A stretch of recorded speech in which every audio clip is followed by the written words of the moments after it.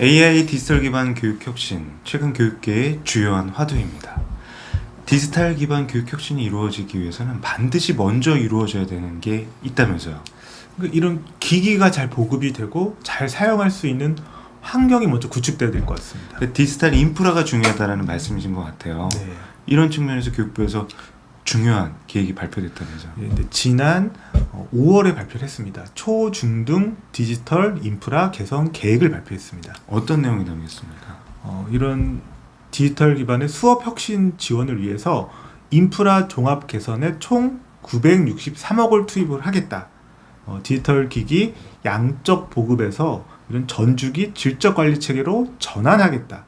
그리고 디지털 튜터 1200명, 기술 전문가 테크센터 170곳을 배치를 해서 학교의 업무를 경감할 수 있도록 지원하겠다입니다.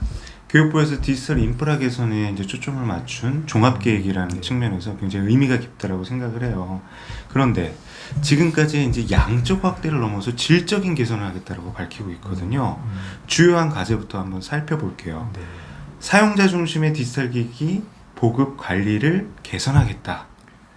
그러니까 현재까지는 1인당 1 디바이스 보급이라든가 인터넷망 구축에 지금 초점이 있었다라고 하면 이제는 실제 수업 환경과 유사한 예를 들면 디지털 기기 실험식을 구축을 해서 수업 중에 잘 활용할 수 있는 테스트라든가 지원에 좀 더 포커스를 하겠다라고 생각이 됩니다. 그러나 여기서 그동안 이제 1인 1 디바이스 사업, 각 시도 교육 중에 디지털 기기 보급이 양적 확대를 이루었다고 했는데 어떤 상황입니까?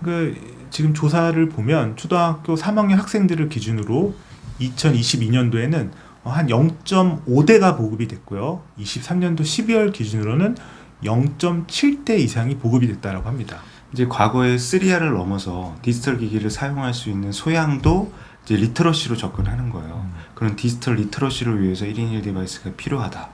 그리고 학생 1인당 하나의 디바이스, 이게 갖는 교육적 의미가 있다면서요. 그러니까 예전에 우리 학교의 이런 컴퓨터 수업 시간을 생각해 보면 내가 컴퓨터실에 가서 공용 PC에서 작업을 하고 그 다음에 껐다 키면 초기화가 되거든요. 그럼 나의 학습 이력이나 관리가 남아있는 데가 없어요. 하지만 1인 1 디바이스는 나에게 맞춤형 교육이라든가 학습 관리가 가능해진다라고 저는 생각이 듭니다. 이제 학습 데이터의 누적 관리, 사용자의 편의성을 종합적으로 고려했다는 거죠.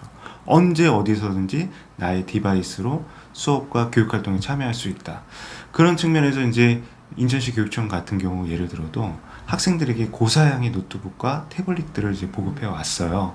그런데 이런 것들이 양적 확대는 이루어졌지만 학교 현장에서 사용하는데 애로사항들이 있었다는 거예요. 그래서 그런 것들에 대해서 전주기적 관리를 하겠다라고 발표를 했어요. 이게 무슨 의미예요? 그러니까 이 전주기라는 거는 도입 초기부터 환경을 먼저 잘 구축을 하고 또 그 다음에 이 기기를 가지고 잘 쓸 수 있도록 인적인 지원, 여러 가지 에듀테크 튜터라든가 그리고 또 고장이 났을 때 잘 수리받을 수 있는 그런 이런 지원할 수 있는 그런 구축할 수 있는 지원망을 또 만든다고 합니다. 제가 한번 예를 들어보면 한 15년 정도 전에 디지털 교과서 연구학교에 이제 연구학급을 담당했었어요. 근데 그때 이제 디지털 교과서를 활용해서 수업을 하기 위해서 학생 1인당 이제 태블릿을 하는데 그 당시 이제 고가의 태블릿을 지급을 했었거든요. 근데 수업 시간에 들어가는데 이제 15분이 이제 디지털 기기를 켜고 그리고 이제 디지털 교과서 사이트에 접속하고 수업 준비를 하는데 소요되는 시간이에요. 그리고 나중에 이제 디지털 기기를 끄고 충전함에 넣는데 10분이 걸려요. 그럼 1시간 40분 수업 중에 25분이 실제 수업과는 상관없는 기기 관리 활동에 이제 소요됐었어요. 그래서 너무나 비효율적이다는 생각을 했었거든요. 근데 최근에 디지털 기기를 활용한 학생들의 수업 어떤 양상입니까?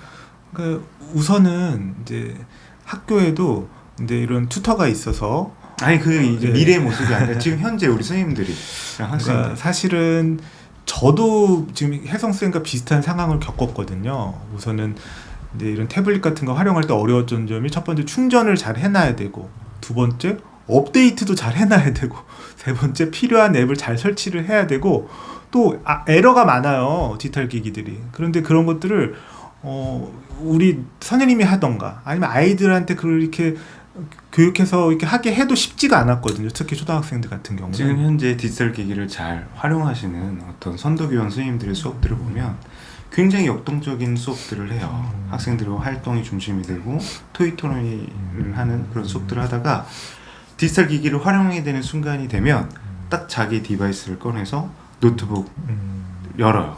그럼 바로 활동에 온라인에서 토론하고 자료를 공유하고 학습 데이터를 누적하고 그리고 평가까지 이루어지거든요. 그러니까 우리가 기대하는 미래의 디지털 수업, 디지털 기기의 관리나 사용에 매몰되는 게 아니라 수업에 최적화된 디지털 교육 환경을 지원하는 데 초점이 있다는 거죠. 네트워크 같은 경우도 마찬가지예요. 과거의 네트워크 같은 경우는 인터넷이 된다라는 것에 초점을 맞춰 있다면 지금은 인터넷이 최고의 속도 그리고 최대 안정된 환경 속에서 이루어져야 돼요. 왜 그런지 아세요?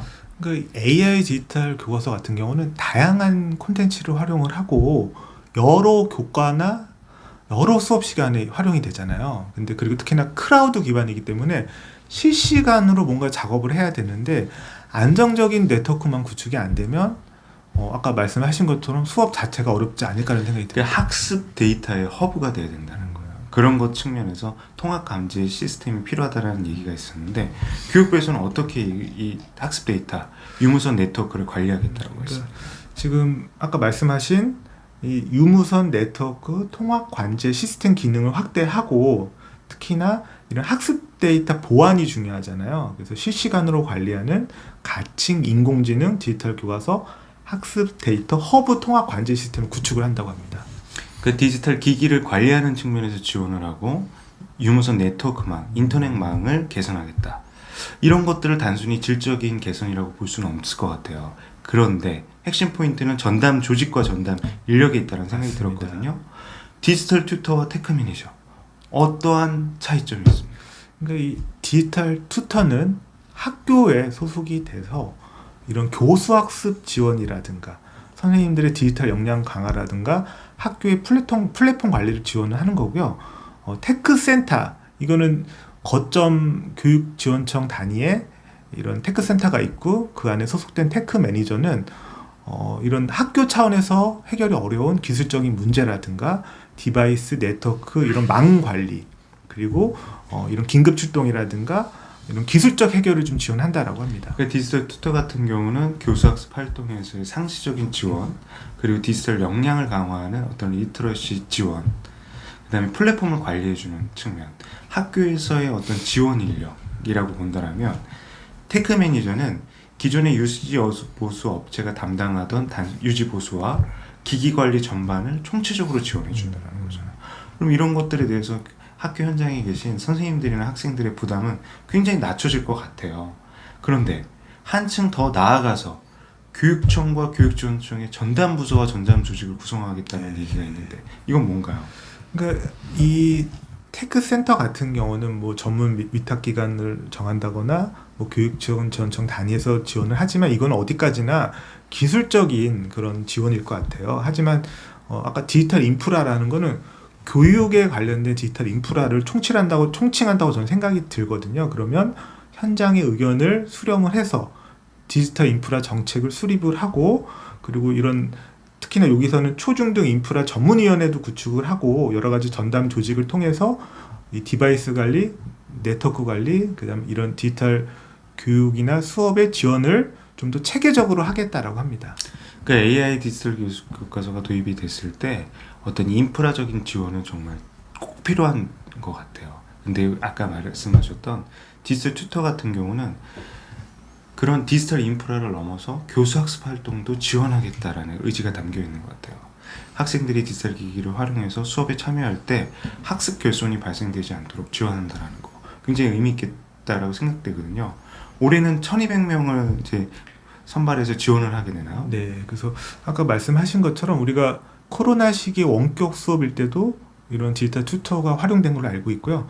이번엔 좀 더 본격적으로 1,200명을 양성을 해서 디지털 기기의 관리라든가 디지털 수업의 이런 보조를 좀 더 지원할 수 있도록 한다고 합니다. 그 디지털 기기에 대한 보급, 양적인 확대를 이루어왔다고 했습니다. 그런 관리 측면에서 개선을 하겠다. 그리고 AI 디지털 교육 시대에 걸맞는 네트워크 환경을 조성하겠다. 그리고 학교 현장의 부담을 줄여주는 전담인력을 지원하겠다. 지속 가능한 인프라를 지원하는 시도교육청 자체의 허브와 전담 부서를 운영하겠다. 굉장히 의미 있어요. 이런 것들이 마련되고 운영된다면 어떠한 디지털 인프라 개선 효과가 나타날까요? 우선 첫 번째로 이런 디바이스 보급이나 관리, 그 다음에 이런 게 좀 더 체계적이고 좀 질적으로 좀 향상되겠다. 그리고 두 번째로는 학교 네트워크 속도가 좀 더 향상되고 접속의 안정성이 좀 더 개선되겠다. 그리고 세 번째로는 학교에서 가장 어려운 그런 인프라 관리 부담을 좀 더 최소화하겠다. 그리고 마지막으로는 학교만의 부담으로 혹은 교사만의 부담으로는 이걸 할 수가 없거든요. 여러 유관기관과 유기적인 협력 체계로 좀 더 기반을 조성하겠다입니다. 그러니까 현장을 초점에 둔 학교 디지털 인프라 개선 계획을 추진하고 지원하겠다는 건 굉장히 의미 있는 것 같아요. 근데 저는 굳이 보완할 점을 좀 찾자라면 학생들의 학습 데이터 관리 측면에서 학교 당국과 교육부에서 좀 지원 계획이 마련돼야 될 것 같아요. 최근에 이제 학생들의 학습 데이터 굉장히 중요하거든요. 어린 시기의 나이서부터 이제 성인이 돼서까지 그 학생이 공부해오고 그리고 관심을 갖고 활동해온 여러 가지 개인적인 부분부터 이제 지원해야 되는 학습 데이터까지 다 저장이 된단 말이에요. 이런 것들을 데이터들을 어떻게 관리할 것이냐. 요즘에 학생들 보면은 기본적으로 계정이 3가지 종류가 있다고 해요.